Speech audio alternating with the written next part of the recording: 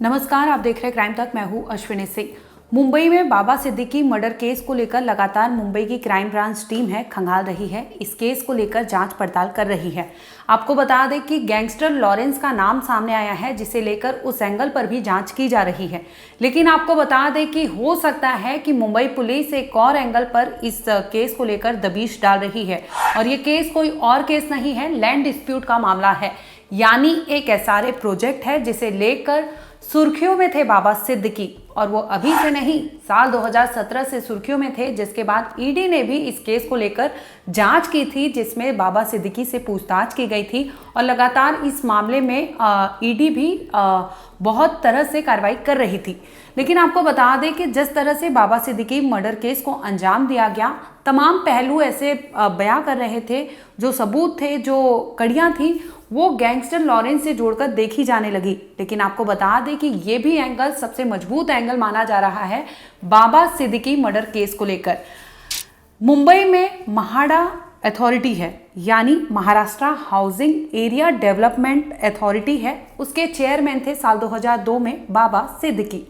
बाबा सिद्दीकी 3 बार के एमएलए रह चुके हैं। कांग्रेस पार्टी से उनका गहरा नाता है, बहुत पुराना नाता था। इसके बाद उन्होंने हाल ही में ये पार्टी छोड़ी थी, जिसके बाद अजित पवार जो है उनके गुट के वो नेता बन गए थे, यानी एनसीपी को उन्होंने एज अ पार्टी चूज कर लिया था। आपको बता दें कि साल 2002 में उन्होंने महाडा के बतौर वो चेयरमैन थे। इस दरमियान एक प्रोजेक्ट था एसआरए, यानी स्लम रिहेबिलिटेशन अथॉरिटी स्कीम, जो महाराष्ट्र में लागू होती है। जो गरीब तबके के लोग होते हैं, जिनको रहने के लिए जगह नहीं होती, चाल में या घनी बस्ती में रहते हैं, उस बस्ती को तोड़कर एरिया को डेवलप किया जाता है, रीडेवलपमेंट किया जाता है। जिसके बाद वहाँ पर रहने वाले लोगों को बाकायदा एक फिक्स अमाउंट में, जो फिक्स जगह होती है, एक रूम दिया जाता है, एक फ्लैट दिया जाता है, बाकायदा वो प्रॉपर बिल्डिंग के तौर पे, ताकि उनका रहन सहन और अच्छा हो सके। ये महाडा का अथॉरिटी जो है वो महाडा अथॉरिटी करती है, जिसके तहत कई ऐसी कार्रवाई होती है, योजनाएं होती हैं, और वो स्कीम बतौर लॉटरी के तहत लोगों को अलॉट किया जाता है। दरअसल मामला तो साल 2002 का था, लेकिन साल 2017 में बाबा सिद्दीकी से ईडी ने पूछताछ की थी और मनी लॉन्ड्रिंग केस को लेकर पूछताछ की थी। उसमें ईडी खुलासा करती है कि साल 2002 में एक डेवलपर है, जो स्लम रीडेवलपमेंट का प्रोजेक्ट लेने के लिए उन्होंने टेंडर भरा था। उनका प्रोजेक्ट पास हो जाता है, लेकिन इसमें जो एफएसआई होता है, और एफएसआई यानी फ्लोर स्पेस इंडेक्स, जो फिक्स अमाउंट का स्पेस होता है, उससे कहीं ज़्यादा बढ़ाकर उन्होंने टेंडर भर दिया था, और वो पास हो गया था। जिसमें ये दावा किया गया, ईडी की तरफ से ये जांच बिठाई गई कि ये हो ना हो, जो एफएसआई इन्होंने जो लागू किया था, वो कहीं ना कहीं झोल है, जिसे लेकर लगातार पूछताछ की गई थी और तमाम तरह के पहलुओं पर जाँच की गई थी। हालांकि ये केस बाद में ठंडे बस्ते में चला जाता है, लेकिन इस केस को लेकर अब मुंबई क्राइम ब्रांच जो है रीओपन करने का सोच रही है, और इस केस को लेकर भी बाबा सिद्दीकी मर्डर केस को जोड़ा जाएगा कि कहीं ना कहीं ये पिछला रिकॉर्ड तो नहीं है, जो अब जाकर इस तरह से मर्डर केस के वारदात में, जैसे मर्डर केस को अंजाम दिया गया है, तो कहीं ना कहीं इसके साथ पहले से जुड़े तो नहीं हैं। अब क्या होता है महाडा? आपको बता दें कि महाराष्ट्र में ये जो महाराष्ट्र हाउसिंग रीडेवलपमेंट अथॉरिटी है, वो बस्ती, घनी बस्ती, सुनसान एरिया, जहाँ पर गरीब लोग रहते हैं, उनके रहने के तरीके को, उनके रहन सहन को और अच्छा बनाने के लिए वो बाकायदा स्लम एरिया को रीडेवलपमेंट करती है, और बाकायदा एसआरए प्रोजेक्ट लाती है, जिसके तहत कई डेवलपर्स अपने टेंडर भरते हैं। और इस टेंडर में ऐसा आरोप लगा था कि बाबा सिद्दीकी को कुछ दिए गए थे, उन्होंने कुछ पैरवी की थी, जिसके तहत ये मामला ईडी ने जाँच किया था। आपको बता दें कि ईडी ने अपने जो उन्होंने अटैचमेंट सबमिट किए थे, उसमें उन्होंने बताया था कि 33 पॉश ऐसे फ्लैट्स थे, जो सीलेबल बिल्डिंग, यानी सीज किए हुए बिल्डिंग में उन्होंने रीडेवलपमेंट किया था, और 33 से ज़्यादा उन्होंने फ्लैट्स बनाए थे, जिसे बाद में बेच दिए गए। और महाडा का जो रूल होता है, वो रूल ऐसा है कि जिस व्यक्ति को भी वो अलॉट करेंगे, वो 18 साल से उसकी उम्र ज़्यादा होनी चाहिए, और इसके साथ ही वो महाराष्ट्र का डोमिसाइल होना चाहिए, यानी 15 साल से ज़्यादा के उम्र के लोगों को ये अलॉट किया जाता है। इसके साथ ही उनके पास कोई प्रॉपर्टी नहीं होनी चाहिए, जिसके बाद उन्हें महाडा की तरफ से एसआरए प्रोजेक्ट में घर अलॉट किया जाता है। इसमें ईडी ने ये दावा किया था कि जो रेशन कार्ड है, जो डॉक्यूमेंट्स थे एसआरए प्रोजेक्ट के तहत सबमिट किए गए थे कि यहाँ पर इतने लोग रहते हैं, ये बस्ती को तोड़कर रीडेवलपमेंट करना है, तो जो डेवलपर ने सबमिट किए थे वो रेशन कार्ड संडे के दिन बनाया गया था, जिसमें ईडी ने ये चैलेंज किया था इनके दावों को कि संडे को तो कोई भी स्टेट की एजेंसियां काम नहीं करती, तो ऐसे में संडे को राशन कार्ड कैसे बनाया गया, संडे को ये सारी प्रूफ कैसे आई गई। तो इसमें जो इन्होंने जहां अटैचमेंट दिया था, इसके बाद ये लड़ा जाता है, मामला सामने आता है, तूल पकड़ने लगता है। तो बांद्रा पुलिस की तरफ से ये सामने आता है कि जिस दिन संडे का दिन था और ये राशन कार्ड बना था, तो महाराष्ट्र यानी स्टेट की जो एजेंसी है जो राशन कार्ड प्रोवाइड करती है वो बकायदा उस दिन वर्किंग थी, स्टेट गवर्नमेंट जो थी वो डिपार्टमेंट वर्किंग था और उस दिन ही वो राशन कार्ड बना था। यानी ईडी का जो दावा था, जो दावा उन्होंने किया था, वो कहीं ना कहीं बांद्रा पुलिस ने उसे फेल कर दिया था।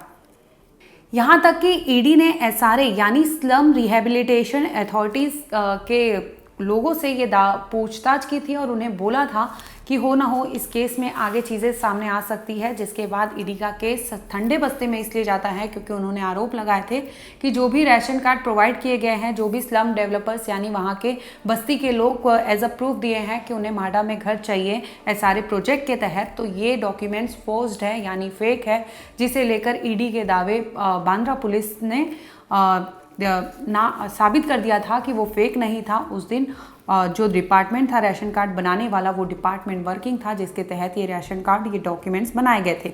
इसके साथ ही ईडी ने ये भी कहा था एफएसआई बढ़ा के दिया गया है, यानी जो फिक्स्ड अमाउंट ऑफ ये होता है, स्पेस होता है, स्पेस इंडेक्स होता है, उसे फिक्स्ड अमाउंट में रखना चाहिए। एसआरए का स्कीम है उसके तहत ये अलॉट करना चाहिए, जो कि उन्होंने वायलेट किया था और उन्होंने ज़्यादा जगह बनाकर एफएसआई बढ़ाकर वो प्लॉट बनाए थे, जिसके तहत ईडी ने ये सारी चीज़ें दी थी, लेकिन उनके केस को कोई ऐसी पुख्ता वो नहीं मिलता जिसकी वजह से केस और अथॉरिटी के सामने टिक सके।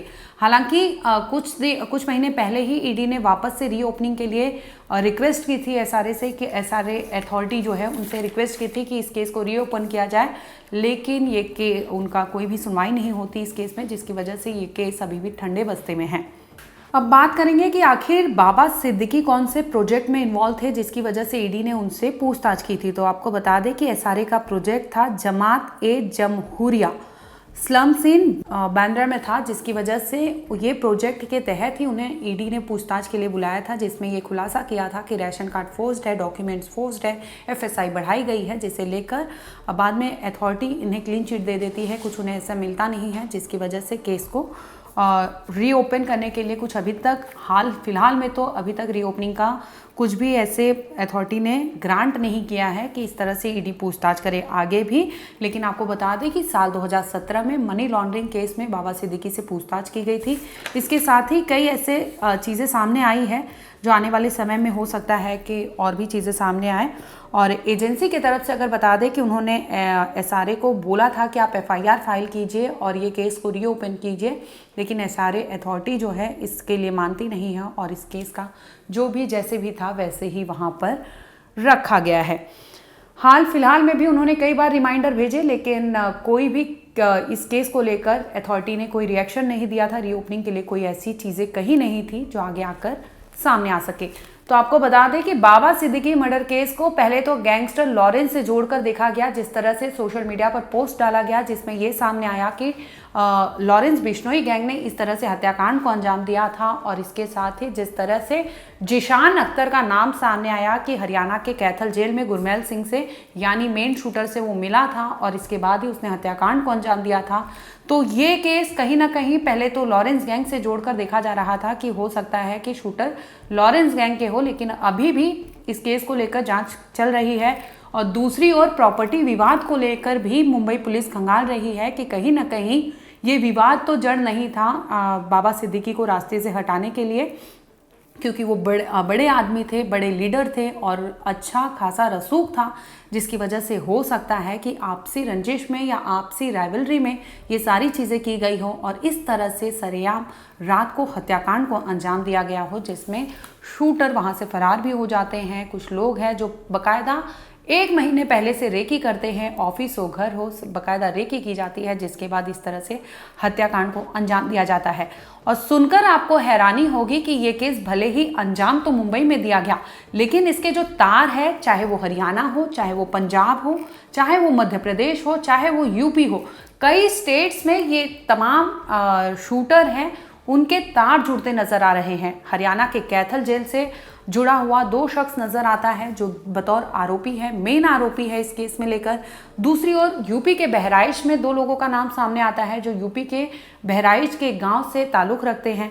और इसके साथ ही आपको बता दें कि गैंगस्टर गोल्डी बराड़ से जिशान अख्तर के जिस तरह से करीबी नाता सामने आया है, जिस गांव से जालंधर से था गोल्डी बराड़ और वहीं से जिशान अख्तर का भी नाम सामने आ रहा है कि ये दोनों का भी वहाँ पे हो सकता है कि दोनों में आपस में बनती हो और इस तरह से इस हत्याकांड को प्लानिंग प्लॉटिंग के तहत अंजाम दिया।